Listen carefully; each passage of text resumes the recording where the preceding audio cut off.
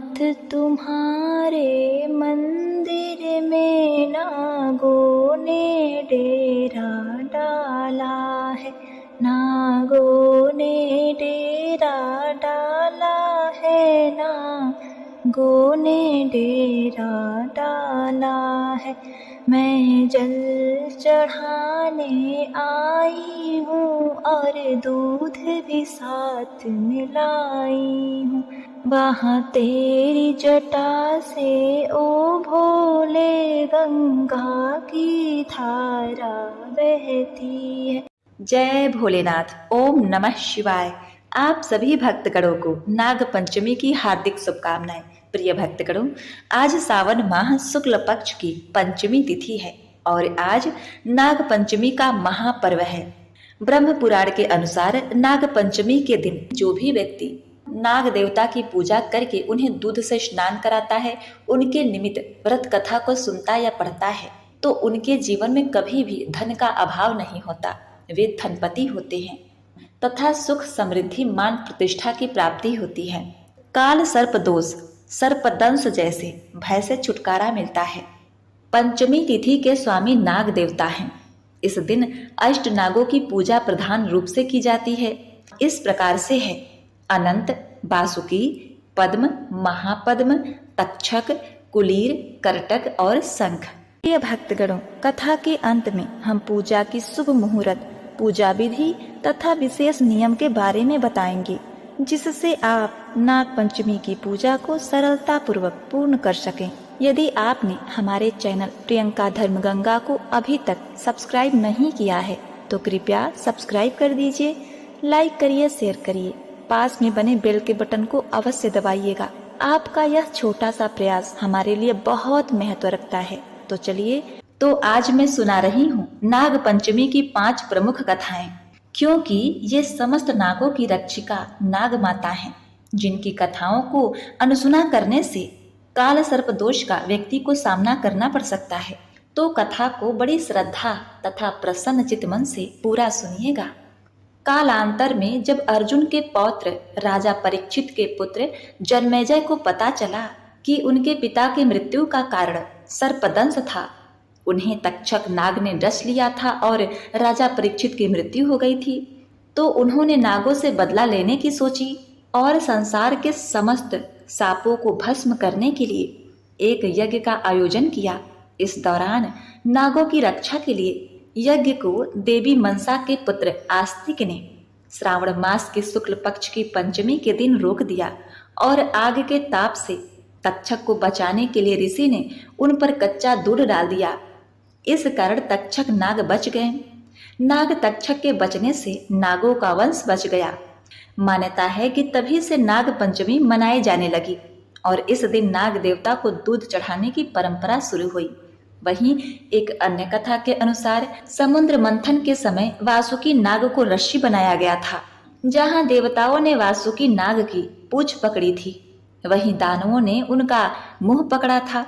मंथन में पहले विष निकला, जिसे भगवान शिव ने कंठ में धारण किया और समस्त लोगों की रक्षा की। इसके बाद निकले अमृत को देवताओं को दे दिया गया। यह घटना सावन शुक्ल पंचमी तिथि को हुई थी। इसीलिए भी नागों के योगदान को याद रखने के लिए नाग पंचमी पर्व के रूप में मनाया जाने लगा। श्रावण शुक्ल पक्ष पंचमी को ही भगवान श्री कृष्ण ने वृंदावन के लोगों की जान कालिका नाग से बचाई थी। भगवान ने सांप के फन पर नृत्य भी किया था, जिसके बाद वो नथैया कहलाए थे। तब से ही नागों की पूजा की परंपरा चली आ रही है। वहीं एक कथा के अनुसार एक राजा के 7 बेटे थे। सभी के विवाह हो चुके थे, लेकिन सबसे छोटे बेटे को कोई संतान नहीं थी। इससे छोटी बहू को उसकी जेठानियां ताने मारती थी। इससे वह अक्सर रोने लगती। पति समझाता तो भी बहू का दुख कम नहीं होता। इसी तरह समय बीत रहा था।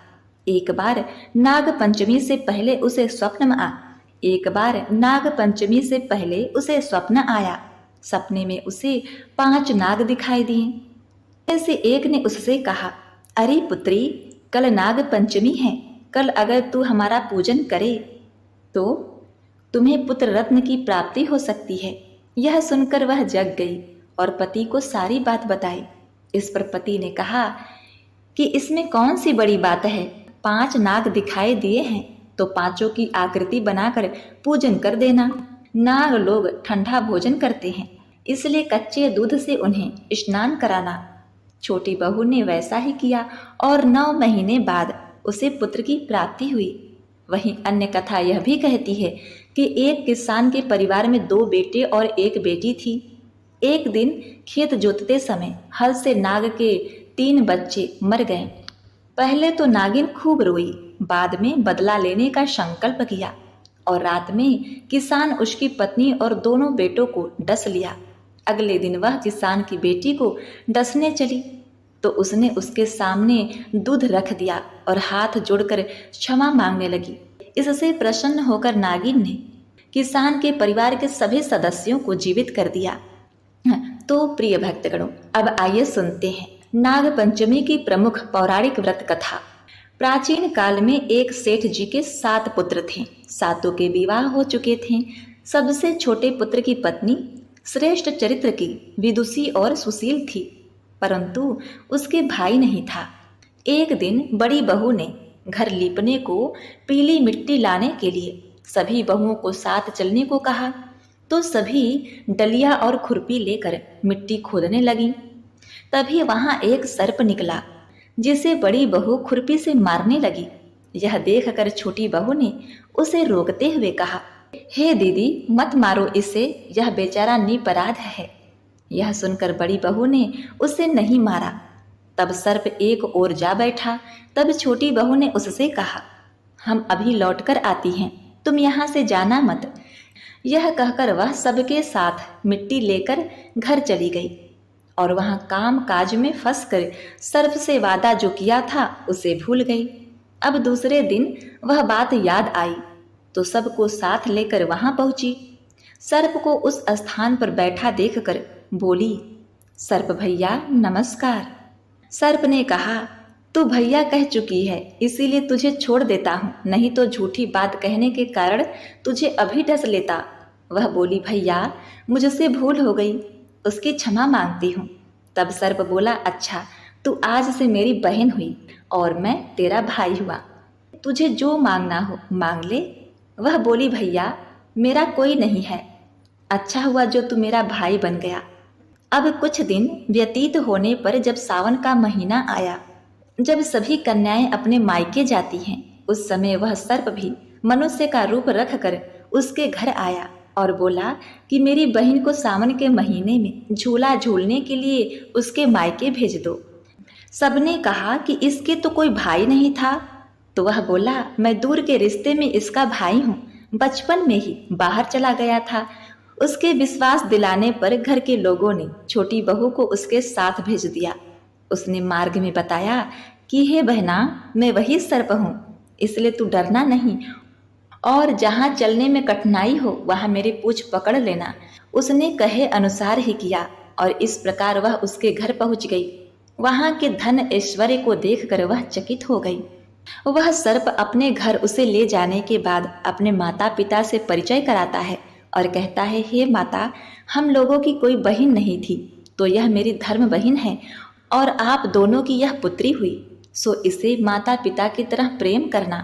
एक दिन, प्रिय भक्तगणों, अब देखिए, एक दिन सर्प की माता ने उससे कहा कि मैं एक काम से बाहर जा रही हूँ, पुत्री तू अपने भाई को ठंडा दूध पिला देना। उसे यह बात ध्यान नहीं रहा और उसने गर्म दूध पिला दिया, जिससे उसका मुंह बहुत बुरी तरह से जल गया। यह देखकर सर्प की माता बहुत क्रोधित हुई, परंतु सर्प के समझाने पर चुप हो गई। तब सर्प ने कहा कि बहन को अब उसके घर भेज देना चाहिए। तब सर्प और उसके पिता ने उसे बहुत सा धन, सोना, चांदी, जवाहरात, वस्त्र, आभूषण आदि देकर उसके घर पहुंचा दिया। इतना ढेर सारा धन देखकर बड़ी बहू ने ईर्ष्या से कहा, भाई तो बड़ा धनवान है, तुझे तो उससे और भी धन लाना चाहिए। अब सर्प ने यह वचन सुना तो सब वस्तुएं सोने की लाकर दे दी। यह देखकर बड़ी बहू ने कहा, इन्हें झाड़ने की झाड़ू भी सोने की होनी चाहिए। तब सर्प ने झाड़ू भी सोने की लाकर रख दी। सर्प ने छोटी बहू को हीरा मणियों का एक सुंदर हार दिया था। उसकी प्रशंसा उस देश की रानी ने भी सुनी और वह राजा से बोली कि हे महाराज, सेठ की बहू का हार यहाँ आना चाहिए, वह मेरे पहनने योग्य है। राजा ने मंत्री को हुक्म दिया कि उसे वह हार लेकर शीघ्र उपस्थित हो। मंत्री ने सेठ जी से जाकर कहा कि महारानी जी छोटी बहू का हार पहनेंगी, वह उससे लेकर मुझे दे दो। सेठ जी ने डर के कारण छोटी बहू से हार मंगवा कर दे दिया। छोटी बहू को यह बात बहुत बुरी लगी, क्योंकि उसे उसके भाई ने उपहार में जो दिया था।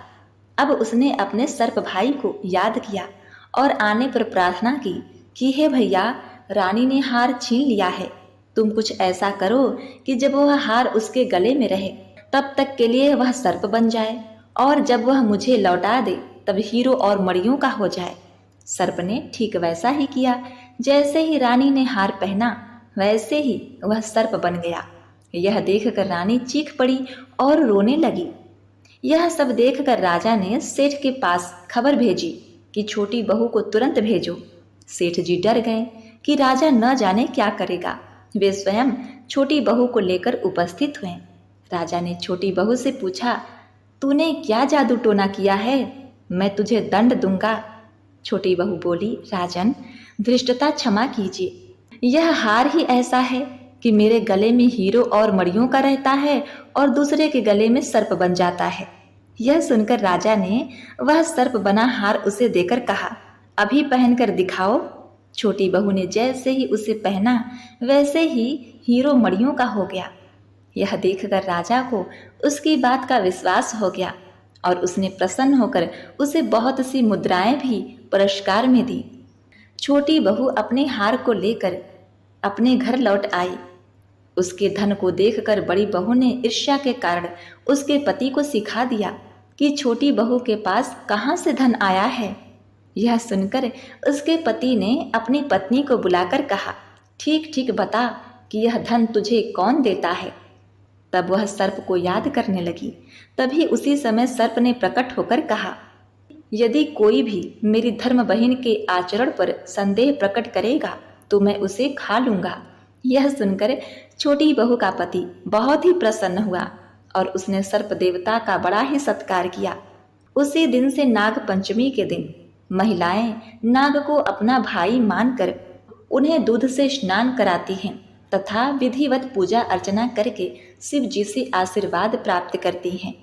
हे नाग देवता, जिस प्रकार आपने उस छोटी बहू पर कृपा बनाई वैसे ही आप अपने सभी भक्तों पर बनाए रखना, उन्हें धन्य धान से परिपूर्ण करना।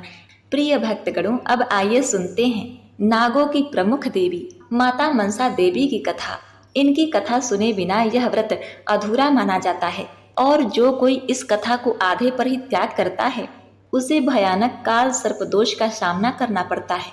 तो इसे पूरे अंत तक सुनिएगा, इससे भक्तों की मनोकामनाएं पूर्ण होती हैं। यह कथा अटल सुहाग देने वाली और सुहाग पर आई विपत्ति को खत्म करने वाली कथा है। यह कथा सुहागिनों के लिए वरदान है। तो आइए सुनते हैं यह सुंदर कथा। देवी मनसा शिव की पुत्री थीं, इसलिए वे पृथ्वी लोक पर आकर निवास स्थान बनाकर रहने लगीं। शिव की पुत्री को अन्य देवी देवता की तरह मनुष्यों द्वारा पूजा जाना पसंद था और उन्हें देवी पद प्राप्त नहीं था। वे भी चाहती थी कि उनकी पूजा जिस प्रकार कार्तिकेय और गणेश की होती है वैसी ही उनकी भी पूजा हो। इसके लिए उन्होंने भगवान शिव से कहा तो शिव जी ने कहा, हे मनसा, पृथ्वी लोक पर मेरा एक अनन्य भक्त है जो चंपापुरी में निवास करता है। यदि उसने तुम्हारी पूजा की तो तुम्हारी पूजा सभी जन करने लगेंगे और तुम देवी पद को प्राप्त होगी। यह सुनकर देवी मनसा चंद्रधर के पास आती हैं और उसे बहुत ही समझाती हैं, बहुत मनाती हैं कि वे उनकी पूजा करें, लेकिन चंद्रधर ने हर बार उन्हें अस्वीकार कर दिया। चंद्रधर ने कहा कि उसका जीवन सिर्फ भोलेनाथ के लिए है, वे सिर्फ भोलेनाथ को ही मानता है, उनकी ही पूजा करता है, वे अन्य किसी की पूजा नहीं कर सकता। अब क्या था, मनसा देवी ने चंद्रधर से बलपूर्वक अपनी पूजा करानी चाहिए, पर वह तैयार नहीं हुआ। उसने कहा कि शिव के अलावा इस दुनिया में उसका अन्य कोई भगवान नहीं है। इससे क्रोधित होकर मनसा देवी ने एक एक करके उसके 7 पुत्रों को मार डाला। उसके बाद चंद्रधर की पत्नी की प्रार्थना पर मनसा के वरदान से एक पुत्र का जन्म हुआ और उस पुत्र का नाम था लखनदर। और चंद्रधर ने अपने पुत्र का विवाह अपने मित्र की पुत्री बिहुला के साथ करा दिया, जो बहुत ही गुणवान, संस्कारी और सुशील सभ्य स्त्री थी।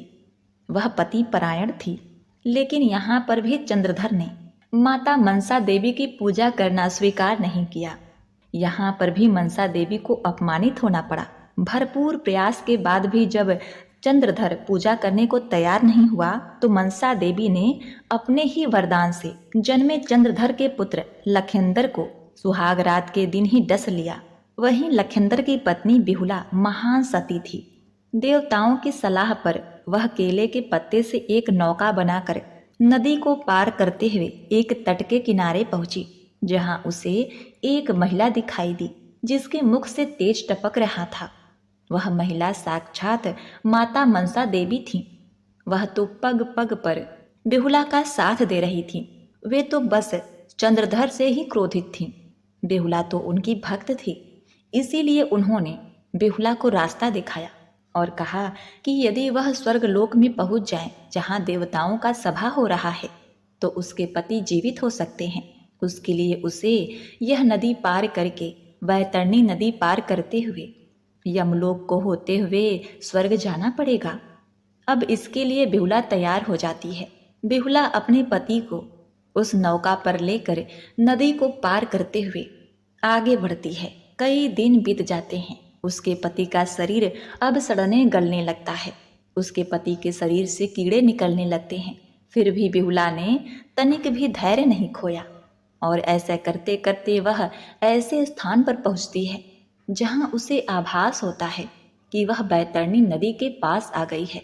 वहां पर बिहुला ने गाय माता का स्मरण किया कि हे गाय माता, यदि मैंने तुम्हारी सेवा पूर्ण भक्ति भाव से की है तो तुम मेरे पति के साथ मुझे वैतरणी नदी पार करा दो। अब वहां पर गाय माता प्रकट हो जाती हैं और गाय माता का पूंछ पकड़कर बिहुला अपने पति के साथ बैतरणी नदी पार कर जाती है। बैतरणी नदी पार करने के बाद वह यमलोक में पहुंचती है, जहां पर यमराज थे और वे देवताओं के सभा में जाने के लिए तैयार हो रहे थे। वहां पर बिहुला ने उससे आग्रह किया कि हे यमदेव, आप मेरे पति के साथ मुझे स्वर्गलोक में ले चलिए। वहां पर मुझे एक साथ सभी देवताओं का वंदना करना है। मुझे अपने पति को फिर से जीवित करना है। यह सुनकर यमराज ने उससे 3 प्रश्न किए जो कि अत्यंत ही कठिन थे। बिहुला ने अपने समझदारी से तीनों प्रश्नों के उत्तर सही सही दे दिए। इससे यमराज अत्यंत ही प्रसन्न हुए। उन्होंने बिहुला को साथ लेकर स्वर्गलोक को चले गए, जहां पर सभी देवता उपस्थित थे। ब्रह्मा, विष्णु, महेश, लक्ष्मी, सरस्वती, पार्वती, सभी देवी देवता सभी वहां मौजूद थे। वहां पर बिहुला ने सभी देवताओं को साक्षात प्रणाम किया। अब बिहुला ने देवताओं को प्रसन्न करने के लिए उनकी स्तुति की। उसके भक्ति, श्रद्धा तथा स्तुति से प्रसन्न होकर सभी देवताओं ने बिहुला को सौभाग्यवती होने का वरदान दिया। और यहाँ पर मनसा माता प्रकट होती हैं। उन्होंने बिहुला के पति लखेंदर को पुनः जीवित कर दिया। अब बिहुला अपने पति के साथ पुनः पृथ्वी लोक पर आ जाती है। बिहुला को सही सलामत अपने पति के साथ देखकर चंद्रधर बड़ा ही प्रसन्न होता है। उसका एक ही पुत्र जो कि अब जीवित हो चुका था। अब चंद्रधर ने माता मनसा देवी से हाथ जोड़ते हुए कहा, हे देवी, मेरा दाहिना हाथ सदैव शिव जी को जल अर्पण करने के लिए है। मैं दाहिने हाथ से शिव का पूजा करता हूँ, किंतु मैं आपकी पूजा अपने बाएं हाथ से करूँगा। इसलिए आज से सभी भक्त आपकी पूजा बाएं हाथ से ही करेंगे। हे देवी, आपकी महिमा अपरंपार है। मैं आज से आपको देवी के रूप में पूजता हूँ। ऐसा कहने के बाद चंद्रधर ने विधि पूर्वक अपने बाईं हाथ से माता मनसा देवी की पूजा अर्चना की। अब यह सब देखकर मनसा देवी ने चंद्रधर के 7 पुत्रों को भी जीवित कर दिया। अब चंद्रधर का जीवन सुखपूर्वक व्यतीत होने लगा। उसके घर में सुख शांति समृद्धि आ गई और बिहुला अखंड सौभाग्यवती हो गई। तो प्रिय भक्तगणों, साथ ही भगवान शिव ने माता मनसा देवी को वरदान दिया कि वह जगत में देवी के रूप में पूजी जाएंगी और उनकी पूजा करने वालों की सभी मनोकामनाएं पूरी होंगी। इसी परंपरा को लेकर आज भी झारखंड के तमाम क्षेत्रों में मनसा देवी की पूजा बड़ी ही धूमधाम के साथ की जाती है। जय हो मनसा देवी। अपने सभी पुत्रियों, सभी भक्तगणों के सुहाग को अटल रखना, अखंड रखना, उनके मांग की लालिमा बनाए रखना। जय माता दी। तो प्रिय भक्तगणों, अंत में नाग पंचमी पूजन के लिए घर के दरवाजे के दोनों तरफ नाग की आकृति बनाकर घी, दूध और जल से तर्पण करें। इसके बाद ही दीप, धूप, माला, फूल आदि से विधिवत पूजा करें। इसके बाद गेहूं, दूध, धान के लावा आदि का भोग लगाएं। नाग पंचमी पूजा से कुलों तक सर्प दोष से मुक्ति मिलती है। इस दिन नाग देवता को दूध पिलाएं। नाग पंचमी के दिन हल्दी, रोरी, चंदन से नाग देवता की पूजा करें और आरती उतारें। यदि आपकी कुंडली में काल सर्प दोष है तो नाग पंचमी के दिन तो किसी धातु से बने नाग नागिन के जोड़े को बहते हुए पानी में प्रवाहित करें। इस दिन ब्राह्मण को नाग नागिन के चांदी के जोड़े दान करें। ऐसा करने से धन धान में वृद्धि होती है और सांप काटने का दोष भी दूर होता है। इस दिन व्यक्ति को उपवास रखना चाहिए। नाग देवता की पूजा करते हुए नाग पंचमी के मंत्रों का जाप करना चाहिए। इस दिन रुद्राभिषेक करने से भी काल सर्प दोष से मुक्ति मिलती है। इस दिन शिवलिंग पर जल, दूध, दही, शहद, चीनी चढ़ाएं। इस बात का ध्यान रखें कि जल पीतल के लोटे से ही अर्पित करें। हिंदू धर्म में सदियों से नागों को पूजने की परंपरा चली आ रही है।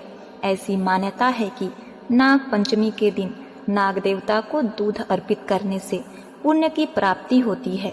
नाग पंचमी के दिन अनंत, वासुकी, पद्म, महापद्म, तक्षक, कुलीर, ककर्ट, शंख, कालिया और पिंगल नामक देव नागों की पूजा की जाती है। नाग पंचमी भारत के विभिन्न क्षेत्रों में अलग अलग रीति रिवाज के साथ मनाई जाती है। कुछ स्थानों पर लोग बावी के पास दूध या चावल रखते हैं क्योंकि ऐसा माना जाता है कि उसमें सांपों का निवास होता है। दूसरों में वे सांपों की मिट्टी की मूर्तियां बनाते हैं और उसकी पूजा करते हैं। तो यह थी नाग पंचमी की कथा तथा पूजा की कुछ विशेष नियम। प्रिय भक्तगणों, कथा को समाप्त करते हुए अब आइए श्रवण करते हैं भगवान शिव जी की चालीसा। इसे श्रवण करने से भक्तों को सभी दुखों से मुक्ति मिल जाती है। श्री गणेश गिरिजा सुवन मंगल मूल सुजान, कहत अयोध्या दास तुम देहु अभय वरदान। जय गिरजापति दीन दयाला, सदा करत संतन प्रतिपाला। भाल चंद्रमा सोहत नेके, कानन कुंडल नाग फनी के। अंग गौर शिर गंग बहाये, मुंड माल तन छार लगाए। वस्त्र खाल बाघंबर सोहे, छवि को देख नाग मुनि मोहे। मैना मातु की है दुलारी, वाम अंग सोहत छवि न्यारी।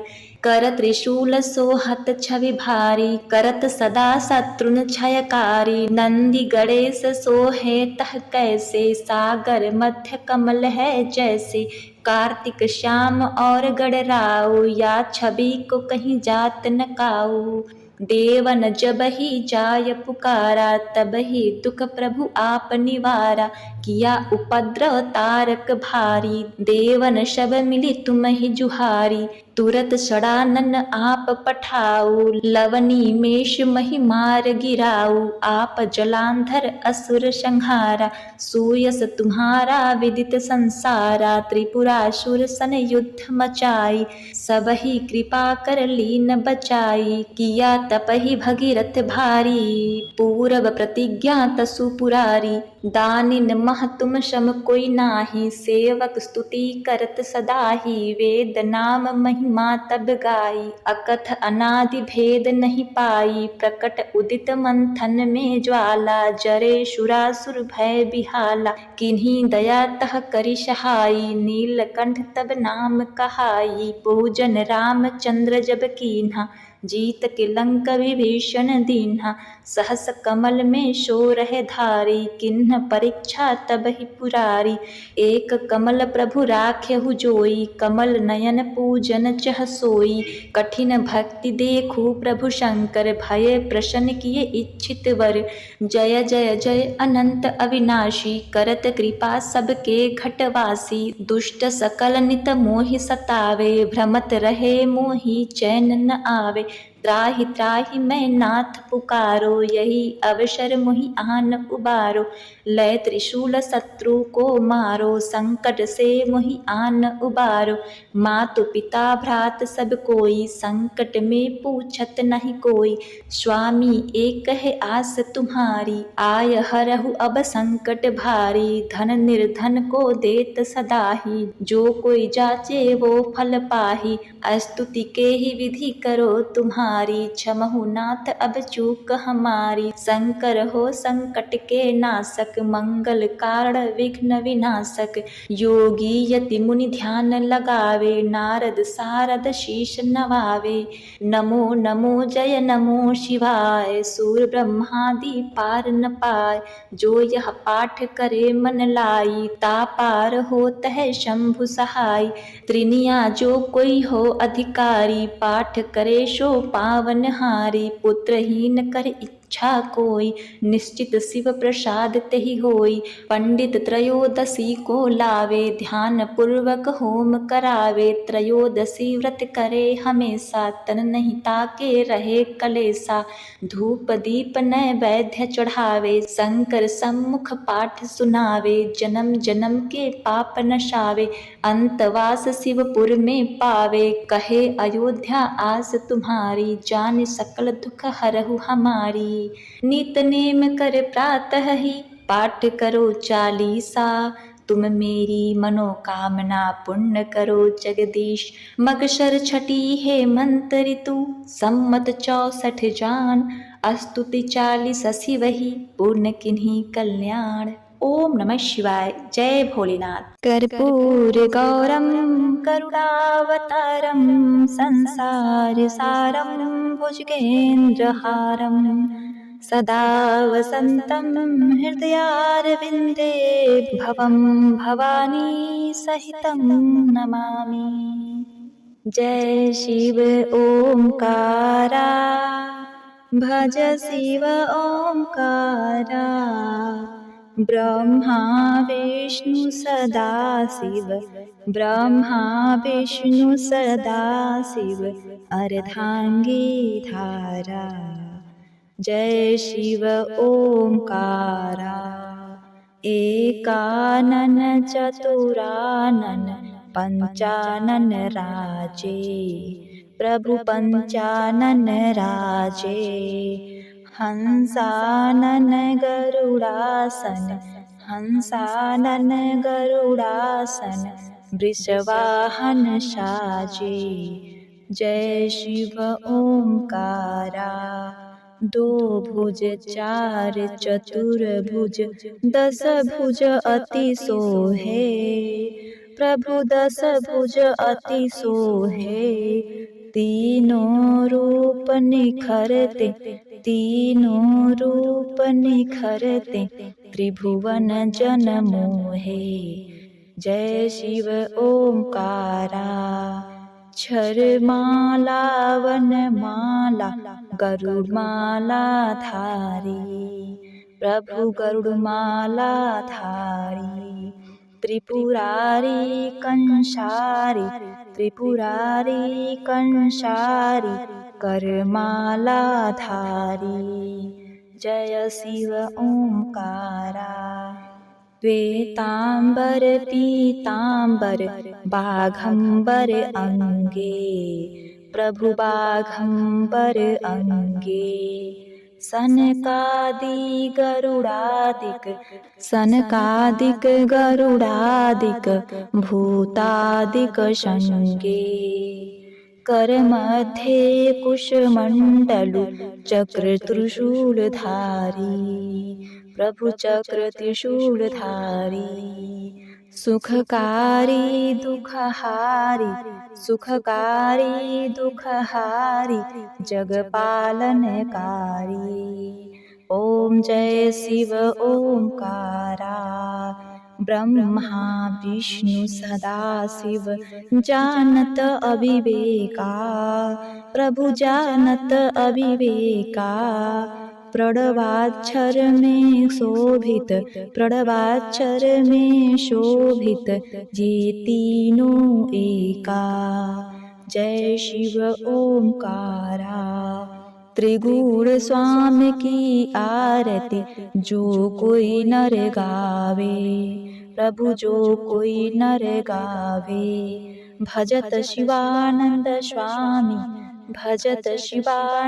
स्वामी मन वांछित पावे। जय शिव ओंकारा जय शिव ओंकारा भज शिव ओंकारा ब्रह्मा विष्णु सदाशिव अर्धांगी धारा। जय शिव ओंकारा।